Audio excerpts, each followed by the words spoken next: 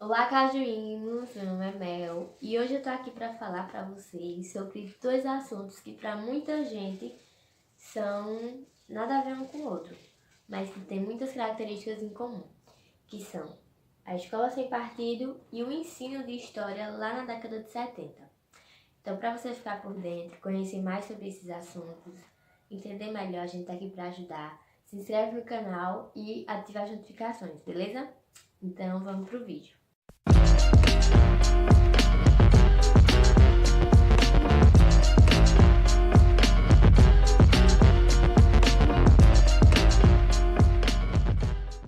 Bom, gente, primeiramente vamos voltar um pouquinho aí no tempo para a gente entender, né, como foi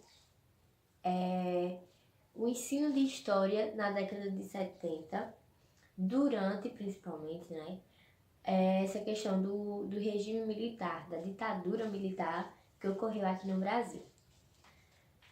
Primeiramente, a gente vai ter aí uma limitação democrática, né? Obviamente, ditadura, então assim, talvez nem limitação, mas na verdade a falta de democracia, né? A falta dela. Não só fora, mas também dentro da escola, nas decisões. Então, a gente vai ter, inclusive, a criação, né, de uma matéria, vamos dizer assim, chamada de estudos sociais, que englobava história, geografia, e aí você não sabia bem quem era quem. Por quê? Porque para o regime militar, a escola ela tinha como função tornar cidadãos cívicos, né? Com espírito cívico, com aquele amor à pátria, e não fazer com que eles criticassem o seu governo. Então a gente vai ter aí, digamos que uma busca ideológica por parte dos militares, impondo dentro das escolas essa ideologia de nacionalismo, mas sem criticidade, né? Tanto é que a gente vai ter nesse período um certo aumento da teoria tecnicista, que é aquela que prepara o aluno para o mercado de trabalho, entende? E aí a gente vai ter, obviamente, professores lutando contra essas reformas, né? Esses pitacos que o governo durante o regime militar estava dando nas escolas. Porque para o governo militar, a escola era o lugar perfeito para disseminar a sua ideologia, né? Para disseminar a questão, os valores, né, que eles defendiam. Então, nacionalismo, conservadorismo, e para isso eles não queriam criticidade. Aí você me pergunta, pô, Melissa, mas o que é que tem a ver isso, né? Essa questão lá dos anos 70, da falta de democracia, da falta de criticidade, com o Escola Sem Partido, né, que a gente ouve falar hoje. Gente, tudo. Porque é o seguinte, vocês vão entender quando eu falar o que é o Escola Sem Partido e o que ele defende. Vamos lá. O Escola Sem Partido, ele foi um movimento criado pelo advogado Miguel Najib, no ano de 2004 e 2005, tá? Movimento político. Esse movimento político, ele defende que o professor, na grande maioria dos casos, é um doutrinador, né? É como se ele, em sala de aula, impôsse, como se ele colocasse a sua ideologia, as suas crenças, como uma imposição ao aluno, né? Como se o professor passasse aquilo que ele acredita, né? Não o assunto, por exemplo, programático, mas o que ele acredita para o seu aluno. Como se o aluno fosse uma folha em branca e o professor fosse lá e colocasse aquilo que ele bem entendesse. Beleza? E aí você me pergunta, pô, mas por que surgiu isso?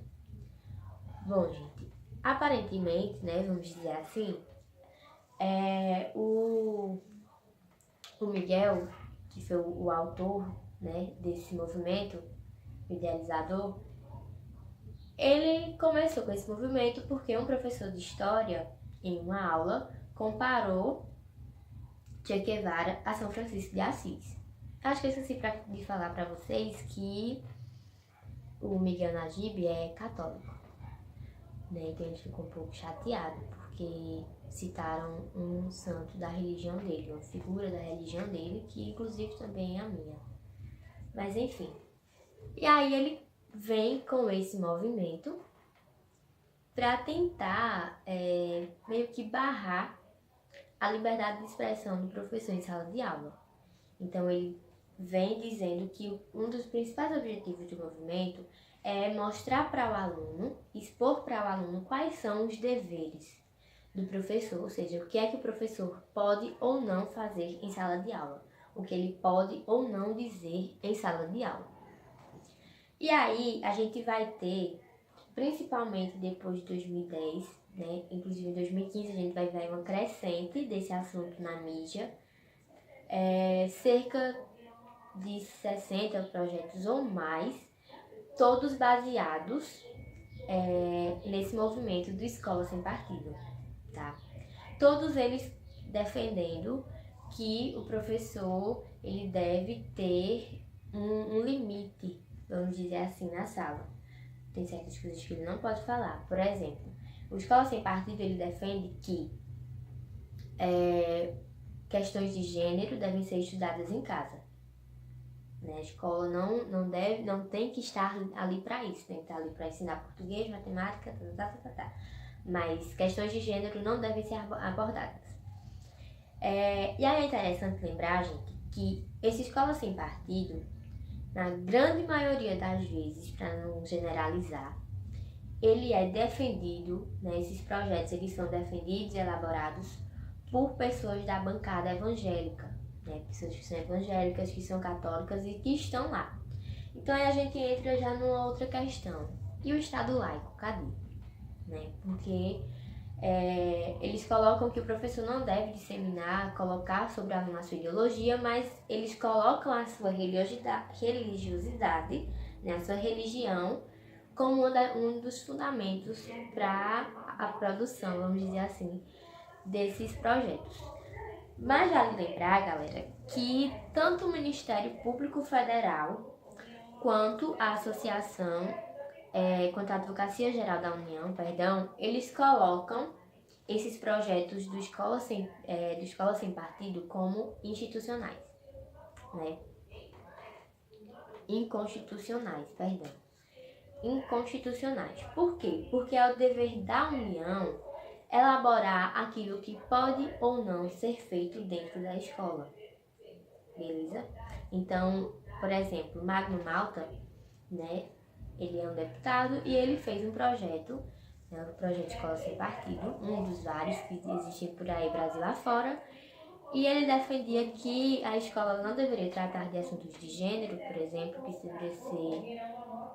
isso deveria ficar no âmbito familiar e que não deve haver nas escolas, né, um incentivo, né, ao aluno de participar de movimentos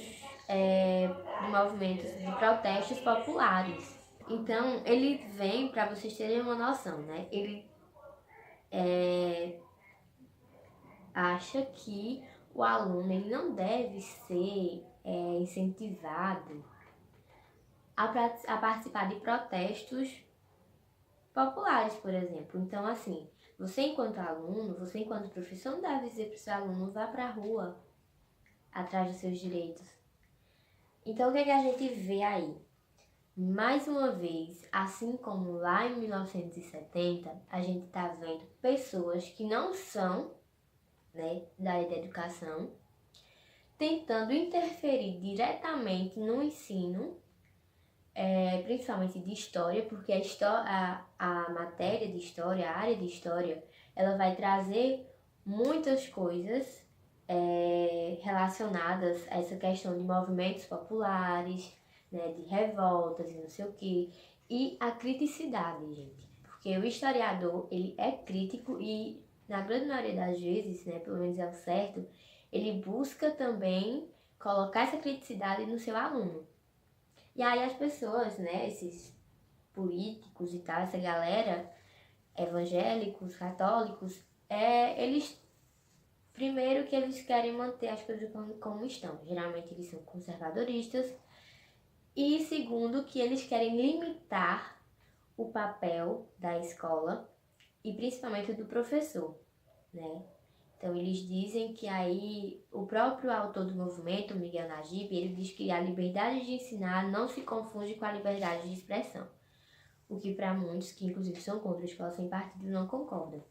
Então, a gente vai ter aí, como eu ia dizendo antes, o próprio Ministério Público Federal e a Advocacia Geral da União considerando esse escola sem partido um projeto inconstitucional, porque é dever da União decidir o que pode ou não ser feito dentro das escolas e não de pessoas de fora, não de deputados, de advogados e seja lá quem for, beleza?